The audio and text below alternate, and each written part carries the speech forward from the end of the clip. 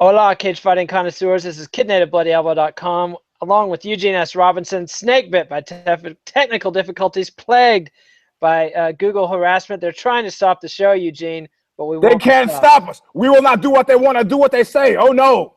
Except I'm fucking beat now. I'm like actually beat from the tech troubles. I need to take a nap. Well, you know, at least you're not in the emergency room this time. Oh, Jesus. I said if I wasn't sick by Wednesday, it would be a miracle. My viral load, it was like I was redlined, man. And that little Filipino kid came in and stood there like, I was like, oh, God, man. I got to get out of here. Fuck that, The sex offenders, the guy with his hand cut off, it was terrible. And through it all, I'm trying to watch the fight, And you did it. You put it all together, and it produced a brilliant episode of Knuckle Up. I said, hey, buddy, could you, buddy. And I was waiting for them to kick me out of there. Like, sir, if your problem's been done with, we need the chairs. I'm like, there's your chair. Sit on that. I'm not leaving. All right. Well, let's look ahead, not back, but look forward. Like President Obama advises, forget about torture, forget about emergency rooms. Torture might be the right word for UFC 186. You know what Mao said, right? What? Who said Mao? He said a lot of things. When quizzed about his father, said, there's a man who is born for jet planing. And jet planing is a torture he liked. They pull up your arms behind your back. Of course, and then invite you to indulge in a self-criticism session. Yeah, well, I don't think he was interested in that with his father. I think he just wanted to. I understood where he was coming from on that one. Did you? You identified? Yeah. Well, how come your dad didn't turn you into Chairman Mao? Or oh, he did. I'm just a failed version. See, that's the thing. Believe me, if I could have you in a re-education camp right now, sir, you'd be there. And you, Eugene, and you. But I don't know if you've been paying attention to this trial with this 93-year-old Nazi. They call him the accessory to 300,000 murders. It's pretty phenomenal, man. He said, in explaining why he was there, he was like, I've been hearing these Holocaust deniers, and I just want to say there's nothing to deny. I was there, and some of the survivors are getting angry because he says, look, I've got a moral guilt, but they're making a big mistake. He said, well, moral guilt, how is that different from guilt? He's like, you got to understand, he was following the law of the land. Jurisprudentially speaking, he's guilty of nothing. The Nazis after the beer hall putsch were very careful to do shit under the cover of law. Yeah. Of course, they got several of them hung at Nuremberg. So Yeah. How many? Yeah, in the double figures. And there were supposed to be several Nuremberg trials. In the end, they didn't have the several because Cold War had begun and they were filling chairs, Yeah, had to move on. And just like that, we've got to move on. UFC 186 is calling our attention. Segue. I know, so smooth. Mr. Carrot has a segue. Exactly. It's a jalapeno or something. Oh, is it? I thought it was a carrot. It's like Camp Spice. It's some kind of tech hat I got. Anyway. My ex-girlfriend once told me about the guy that she went out with after me, who she ended up marrying, that he favored carrots. As in? Not for eating. I see. For himself, I've been waiting to whip that on the guy for about 8 years. I've been waiting to whip that on him. Say, hey man, here's a carrot. So did he like to give the carrot or receive the carrot? He liked to receive the carrot. That's why it was noteworthy. I see. Did he eat the carrot afterwards? No, at one point she had a nervous breakdown because she looked in the garbage can and saw the poop-covered carrot and go, this is what my life has become, and start crying and like, I can't do this. I don't want to be the man anymore. Man, he's like, oh, baby, relax.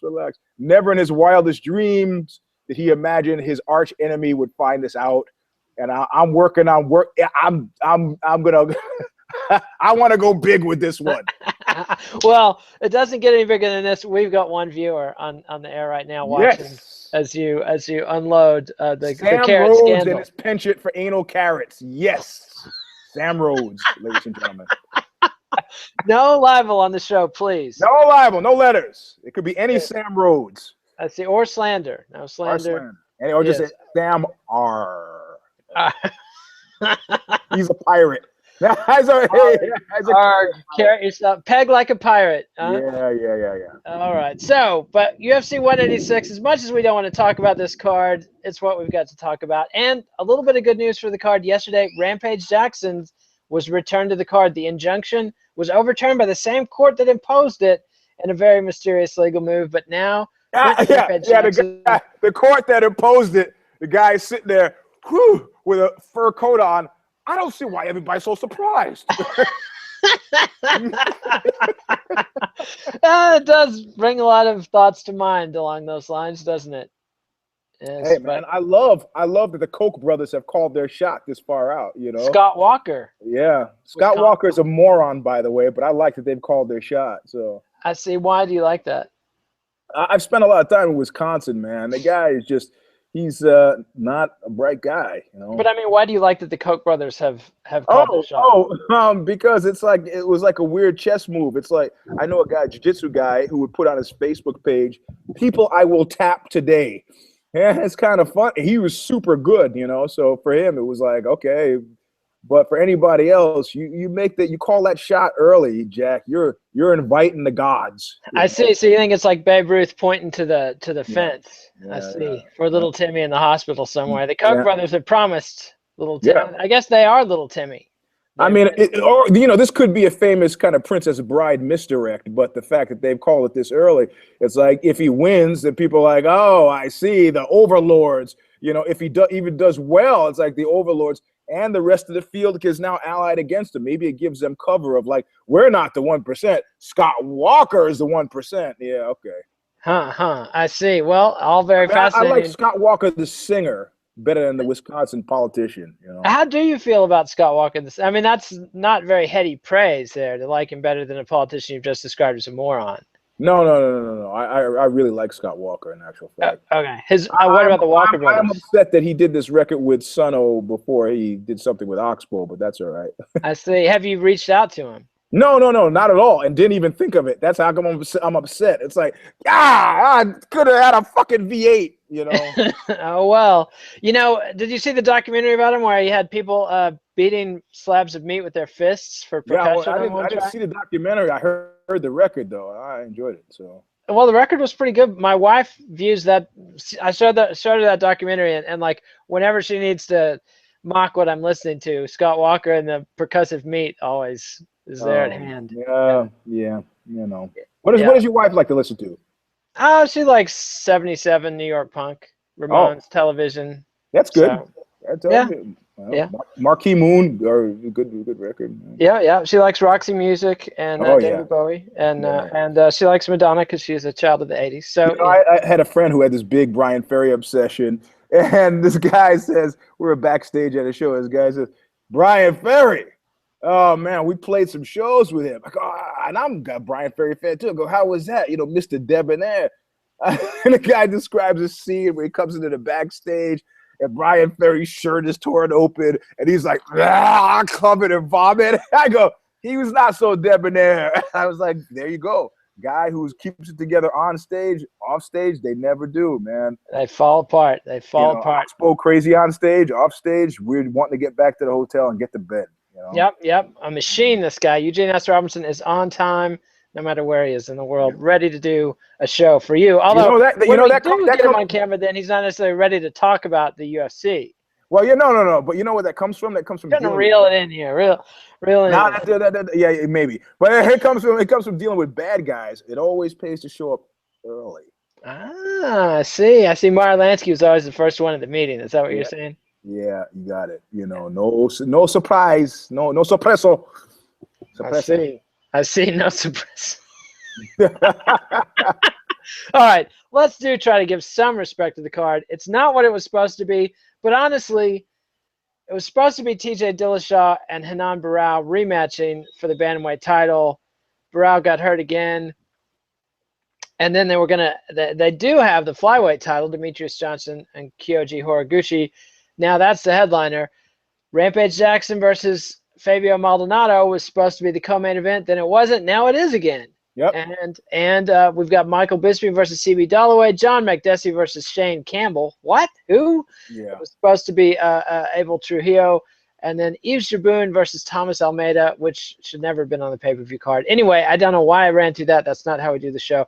Give us your overall general care level. I care, and somebody said something in the comments that got me to thinking on Knuckle Up. They said that I don't the emergency room card.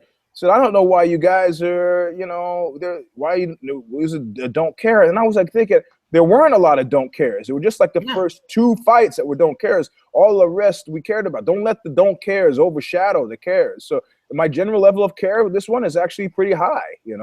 I want to see. I mean. I finally figured out that it's like musical chairs, and what we're all watching for is who doesn't get the chair next. So I mean, I'm wanting to see if Rampage can stay vital through this next round of music, or whether he's out of a chair. That's kind of what I'm wanting to see. I mean, and that's really, like I said about the Madonna thing. That's what we're watching for. We're watching not for the guy who gets a chair, but for the guy who doesn't get the fucking chair. So I find this a super compelling matchup. And then I don't know if you saw that Demetrius Johnson piece where they described it as the plight of Demetrius Johnson, and it was like this whole kind of rock versus hard place take on his place in space. And I thought, interesting piece. I like the fact that he's calling favors. But this is a meditation that doesn't do, they're kind of saying, oh, the guy doesn't have the it factor, but he's plenty charismatic, but they can't figure out how he needs to get a better market share to get people excited. Is it because they're small guys? There's a certain amount of chest beating that's good, but in this instance, sometimes the shit doesn't break your way. Is Demetrius Johnson Larry Holmes? No, because, Larry Holmes had the follow-on act syndrome. That wasn't Demetrius Johnson was the first guy there, sort of, kind of, but I mean, how much stuff can you care about? It's hard to care about. It's hard to care about one person, let alone 10, Yeah, that's true. Divisions.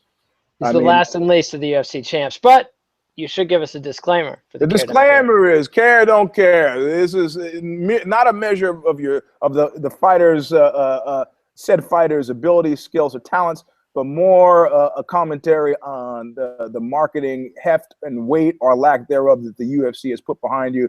So if you have a tendency to cry babyage or bed wetting, don't do it here. It's not. Don't take it personally. Cry baby, bed wetting. Thank you, and very good clarification. We're not saying bed wetting.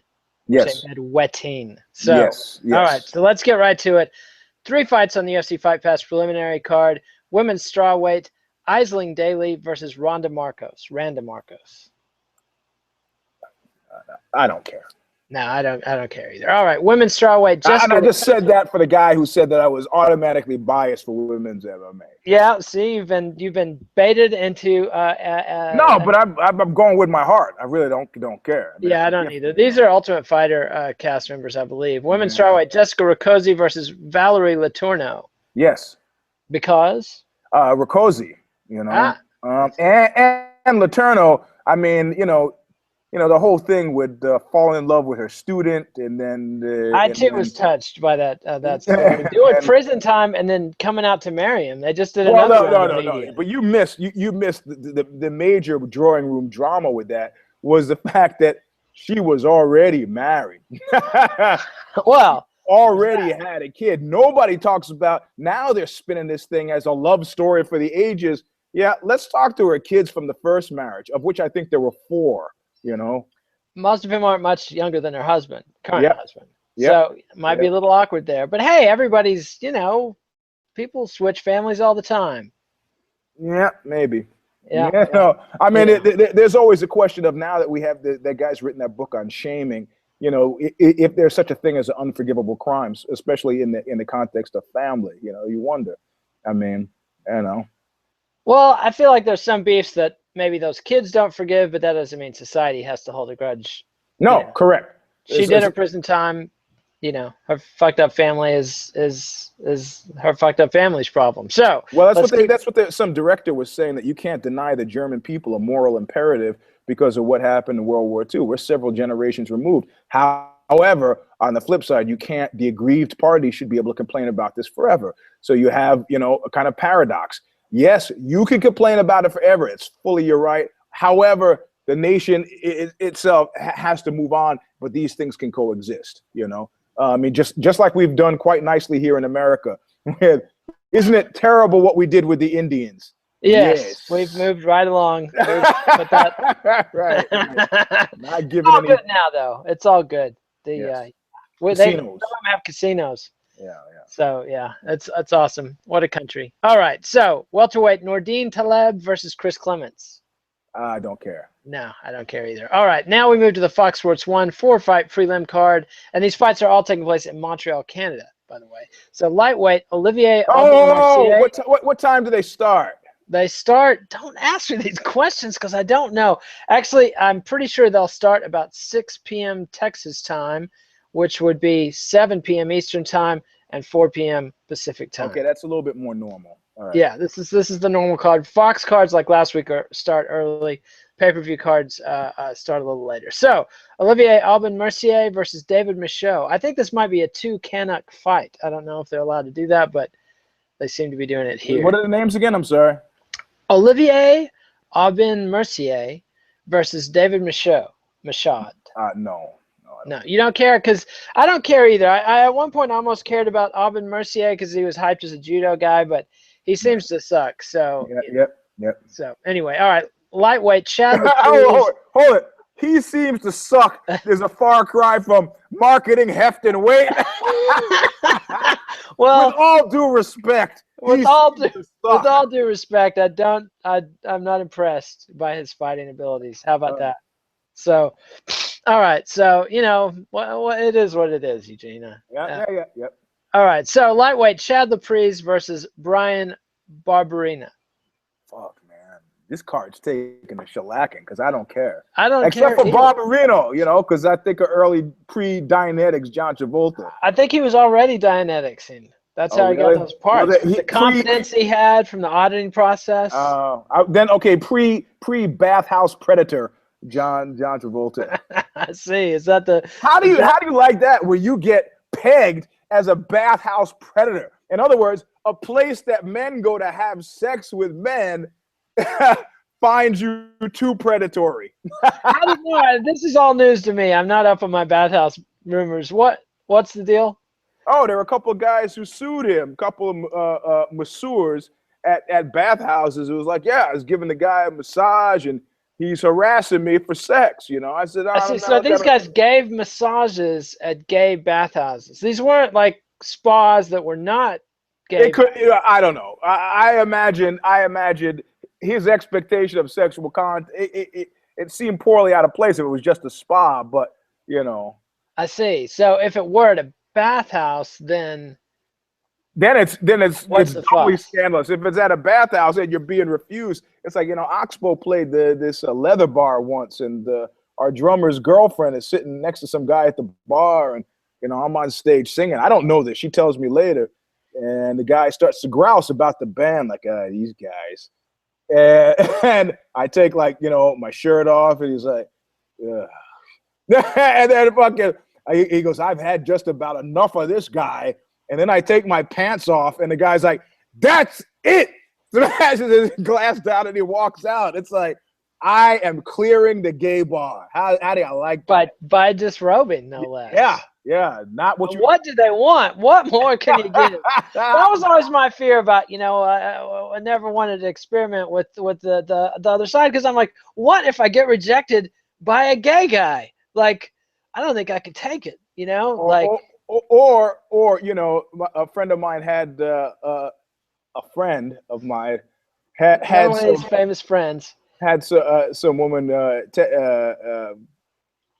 think she would probably agree that she weighs about 230 pounds.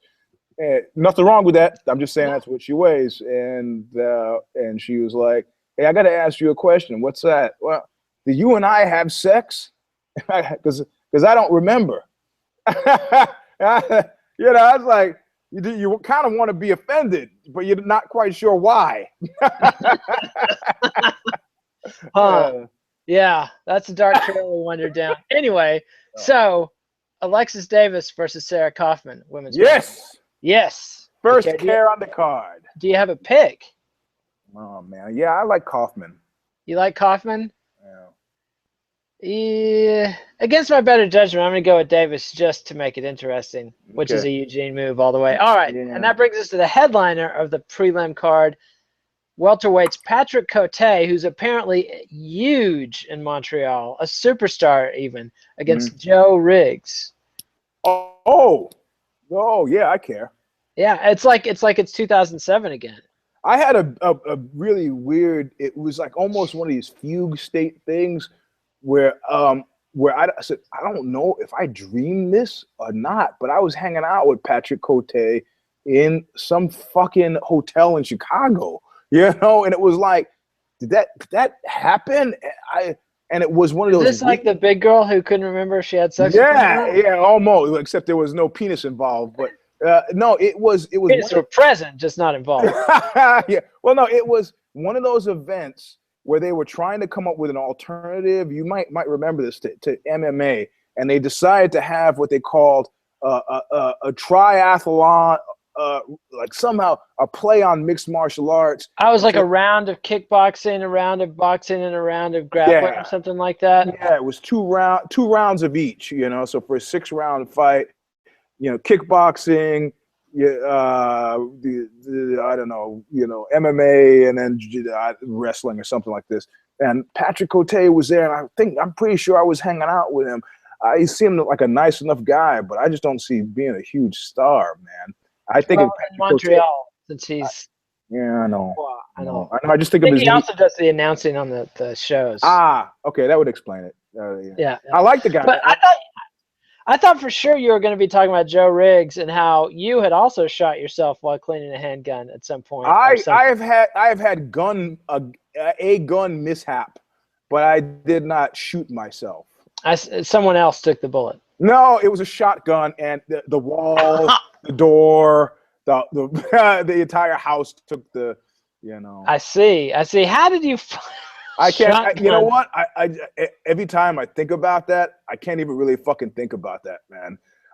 It's just like it just makes me so freaking nervous to think about, because it was a shotgun. I mean, in a house, like if the kids were in the house when you fired off the shotgun. Yeah, I was about 16, and I'm putting the gun away, and a gun that my parents didn't know I had, and I just go, I think I unloaded it, and automatically to go to check, I pull the trigger. Clever. At least you didn't have it pointed at your face. Yeah. So I can't. It just gives me chills. I can't even think about it, man. If you were an Iron Maiden fan, or was it Judas Priest, then things might have been very different. Oh, what? You don't remember when Iron Maiden or Judas Priest got sued because some kid blew his face off with a shotgun? And I thought that was suicide. I thought that was suicide, though. That was not accidental. Well, I mean, I was thinking you were going to talk about the basketball player, Jason, whatever his name was, who shot his limo driver. Accidentally. Yeah. Whilst cleaning a shotgun. No, he was jumping around showing off with it. That's what happened.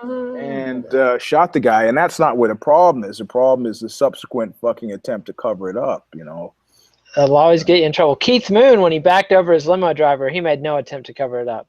Yeah. No, I just thought I interviewed some guy who was a homicide detective in New York in the 70s. One of his relatives, not him.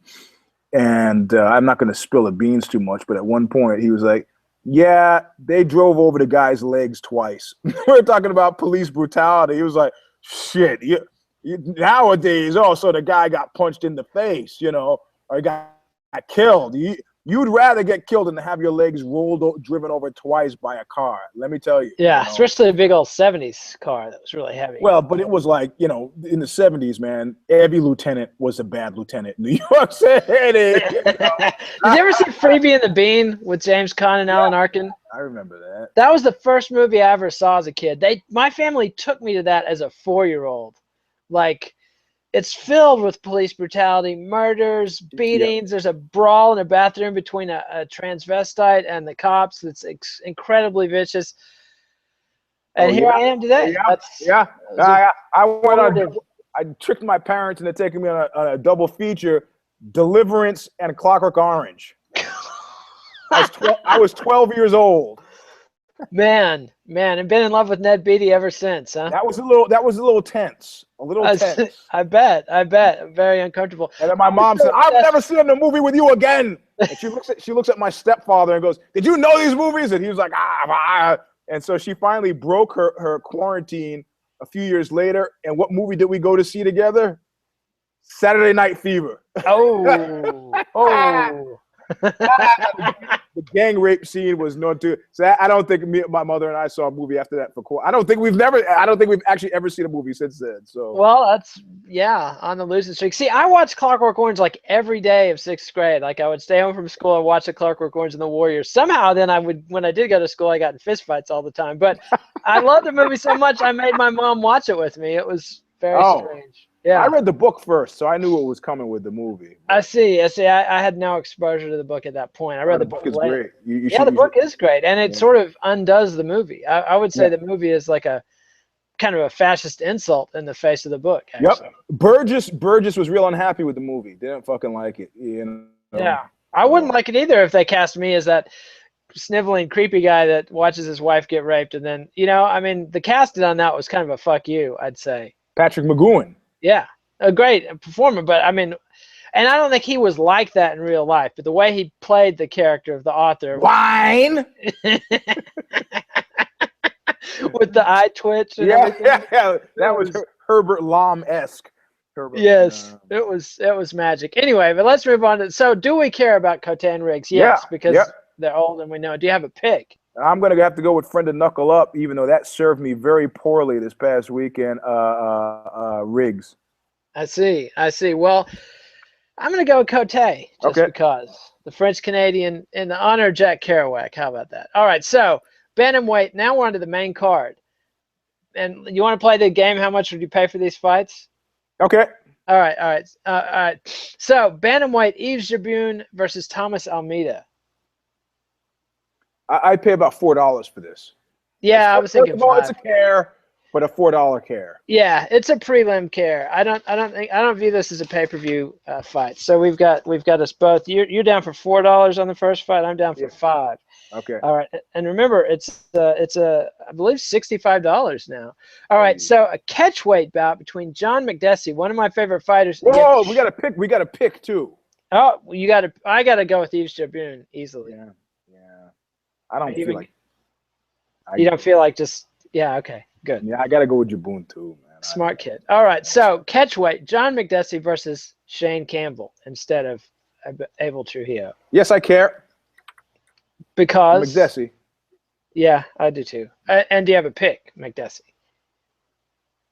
Yeah, it's McDessie's to lose. I think I feel okay picking McDessie. All right, how much would you pay for this fight? About $4. You'd pay for $4 for this. I have to make this a $2 fight because the other fight at least was planned this way. Right. Like I'd gladly pay $10 for McDessie Trujillo, but this. But you never know, man. I mean, the reason why I'm giving it a 4 is because I like these guys with their rocky moments. I don't think I've yet to be disappointed, or in any case, I'm not remembering being disappointed at a rocky scenario in MMA that hasn't, where guys like, part Patrick of his Cummings goes out, yep. gets the piss beat out of him by who's the superstar that he fought? DC. Cormier. Yeah. Yep. And then comes back, mounts a little run, then gets the piss beat out of him last week. Yeah, by a guy I can't trust. I know. And he just proved it again, and with flying colors. Exactly, because guys you can't trust to lose either. Right. I mean, I kind of expected him to say when he comes into the camera and they're like, doing his Omega sci-fi thing, and they're like, "This is for you, Eugene." Did I hear you say that right? Was Omega the frat you almost pledged? Is that what you're telling me? Yeah. My roommate was a club officer, and he asked me. I see. Are they the ones that brand themselves? Yes. Don't you find that kind of problematic? Well, the Zates, the one that I was gonna join, I wasn't gonna join, but I came closest to thinking about it with them. They branded themselves as well, so I wouldn't do any of that shit. That's the thing. I wasn't gonna do any of it. You got to spray paint a brick gold and run around with it. and dress in army fatigues and sweatpants for a fucking month, fuck you. I'm not doing any of it.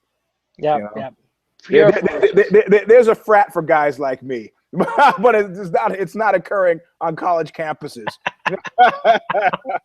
Indeed. All right, let's move along. Michael Bisping versus CB Dollaway. Care. Definitely care. How much? $10. Yeah, I got to go. This is an $11 one for me. But we're going to have to spend a lot on the last two fights, though, because I think the way this works, we have to spend $65. There's no way to get it. You know, I'm comfortable with that. Okay, so do you have a pick between Bisping and Dollaway? I cannot pick Bisping, man. Despite the fact that I've sort of gotten over him robbing Matt Hamill, I just can't. And now that he's blind in one eye, basically, and he seems shot. Yeah. But Dollaway is a guy I can't trust. I can't trust Dollaway, man. I'm not getting all excited about Dollaway beating the brakes off Michael Bisping because then it won't happen. So, you know, here we are. Guy you can't trust versus a guy that you can't stand. I can't do it. So I think I just gotta. Yeah, and yet the funny thing is, I like Michael Bisping as much as I think he's a complete dickhead. I kind of like, you know, I've accepted that that's what he is. With all due respect, exactly. I think that guy. I mean, I think I'm probably a prick. Yeah, you know, he's limey cocksucker as a. No. I mean, I'm not. It's just it's like the. No. I want to clarify. I wasn't saying that. I was quoting the Ed Wood movie where Bela Lugosi calls Boris Karloff the limey cocksucker. Oh, right. Wow. As we've talked about on the show before, I think cocksuckers are great. So yeah, I don't even use it as a That's term. Right. I talked about it on Knuckle Up too. A friend of mine got me to stop using motherfucker and cocksucker. I was like, what's left? Call him a prick. See, doesn't motherfucker imply they're fucking their own mother and not just any mother? No, I think it would be any mother. Any mother. Well, see, because that does make a difference. And I think you'd be okay with, you know. I mean, I think you're probably okay with your mother having sex, you know. Well, I mean, yeah, I want her to be happy and as long as she's obviously not having sex with me, you're fine. Yeah. She's too old for you, Eugene. Sitting on the couch when Kid Nate comes home. Eugene. Oh! It'd be a switch from her last boyfriend that had his little oxygen tank he carted around with him. And then the tragic thing is, poor Bill died because he got a defective oxygen tank, got in the car with it, drove off, realized it wasn't working, drove back, crawled to his door, and died. Like, yeah. So anyway, this is a guy I know, the guy who runs GFY Clothing. And he said these guys had gone out for a hike. They probably should have gotten a medical clearance. He lived at the base of a hill, and they went up the hill, and they went up like at 11 o'clock. Bad idea, because by the time they decided, fuck, we can't make it, and turned around, the sun was high in the sky, and they made it back, and the one guy passed out. His brother goes, wait, I'll get some water, and left him sitting there on the sidewalk. He keels over on the sidewalk. How old were these dudes? These guys were like in their 60s.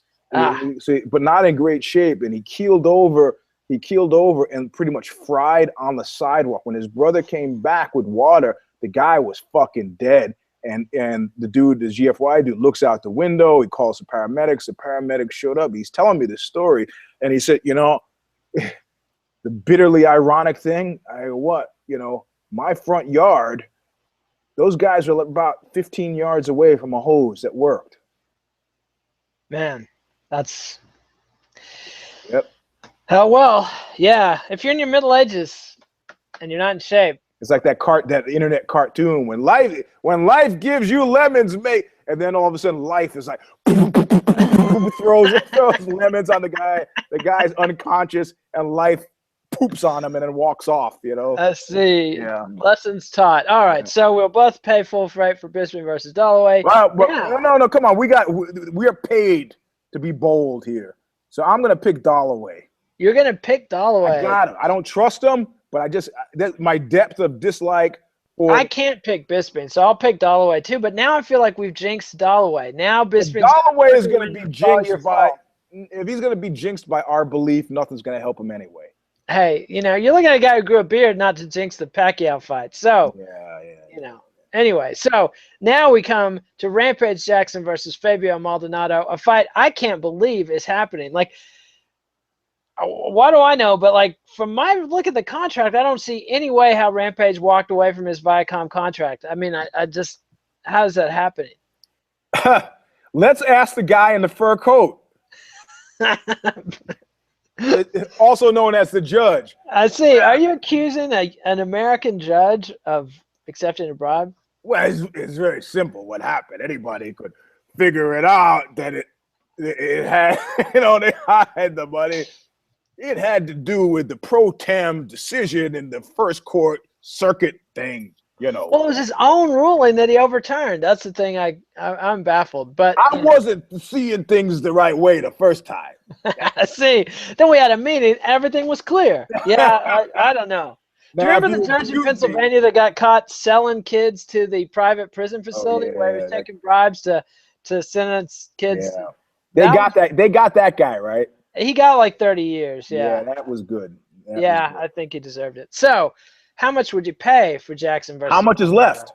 Well, so far I've spent let's see, $18, and you've spent $19. So that's quite a bit less than 55 or 65. So 65 minus 19 is. So you've got about $46 left to spend, and I've got like 40. Yeah, I give this 23. There you go. $23. So you're gonna spend, and then 23 on the main event. Yep. Okay. I'll do 24 on this one and 23 on the main event, just to express my contempt for the flyweight division. And your pick. And my pick. Wait, for Rampage and Maldonado, I got to go with Rampage, because Maldonado is going to fight his fight, and unless Quentin is just completely shot, I think he beats the brakes off Fabio. He was kind of, I want to pick Rampage too, but I'm kind of nervous, He hasn't looked good in a while. And his last press conference, it was just strange. He was weirdly muted, and he has been for like the last year. And there comes a time when it was this thing with Mayweather where he came out and said, I don't like doing what I'm doing anymore. He announced his retirement. Yeah, the excitement or interest in doing this is long ago. And it's like, people are like, how could that be? The money, he's already got the money. The thrill, the love of the people, already got that. I mean, how many of you have had a job that you had since you were 12? Come on. These guys, I don't see, it doesn't seem to me like he's developed any interest worth a damn. But, getting up in the morning to go run and do road work, man, that's probably gets old after a bit. I see. So you're picking Maldonado?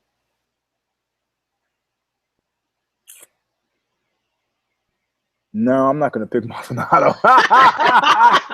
No, I just don't see. I don't see him having an answer to the wrestling. I just don't see it. So to Rampage's wrestling. Yeah. You think Rampage is going to bust out the wrestling against Maldonado? I think he's going to bust out some slams against him. Yeah. Really? In the old days maybe, but I don't think Quentin has the knees for it anymore.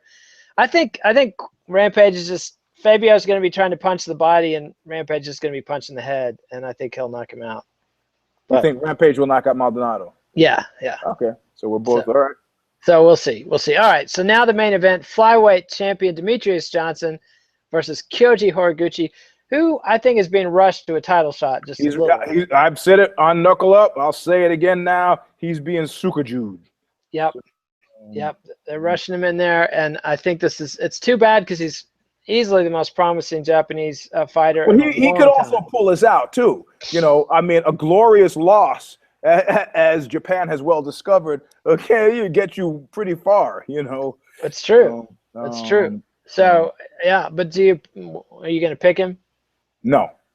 Are you going to pick him for a glorious loss, or just No, I'm not even going to do that. I think I've seen enough in the last 6 months where guys have their rock and roll MMA fantasy moment and just show up and are like, whoa, what the fuck, So which is your favorite rock and roll fantasy song of the 70s? The Kinks rock and roll fantasy or Foreigners? Foreigners over the Kinks. Yeah. Are you sure you're a punk rocker? Oh man, no. I mean, yeah, I know I'm gonna go with Foreigner, man. You got to go with Foreigner. I'll have to listen to him again because the King song's pretty good, but Foreigner's pretty epic for that kind of stuff. Yep. Yeah. Here come the jesters, one by. I mean, come on, man. It's Yeah. So Foreigner or Boston when you're talking about AOR, album oriented rock radio from the 70s? You got to go with Boston. Yeah. Well, even though he drove the lead singer to death with his perfectionism. Ciccarelli, I think, produced him at one point. The guy who's producing Oxbow's new record and produced the Narcotic Story. And I laugh now at my pronouncements. I said, I know how these hotshot producers work. I'm not going for it. I do my one track. That's it. I'm like Frank Sinatra. I'm in, I'm out, nothing. I'm not going to be. And he tricked me into doing it. And I was like, oh, I see. It's a challenge. I'm cool. Until this last record, I had to say, I sang the word eventuality about 73 times. One word. So one word. It was like Phil Spector and Johnny Ramone doing the first chord of Rock and Roll High School over and over and over. Yep. Well, I'm sure many of you have not given thought to the word eventuality, but in terms of syllables, the breakdown, the emphasis or emphasis, it's not that easy of a word to sing. So would you sing it in context, like sing the phrase, or just sing the one word? No, you could do either, but he goes, but once he got it, he goes, I'm only gonna punch you in on that part. So da da da da da da da da eventuality. That's wrong. See, I combined the duality. No, eventuality. 6. I need 6 syllables out of it. I can't go eventuality. No. So 73 times I fucking counted, man. I wasn't like Dennis Hopper and Nick. Who was the guy who did the Rebel Without a Cause? The director. Nicholas Rogue. Yeah. No, not Rogue. Shit. Rogue did The Man Who Fell to Earth.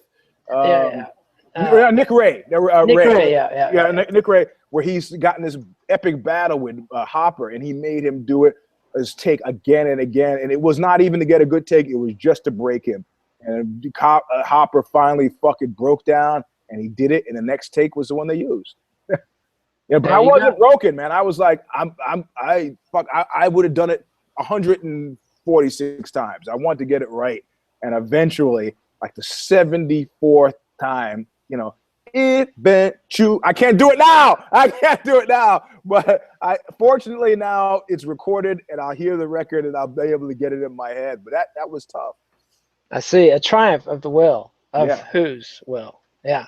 So did you bug him for any stories about Boston? Like, no, because I made the mistake of saying talking to him about Juice Newton, because he produced Juice Newton. What's the mistake about talking? I love Juice Newton. That's what I said, and he goes, "Fuck you." He thought I was like mocking him. I was like, "No, man, I thought she's sexy."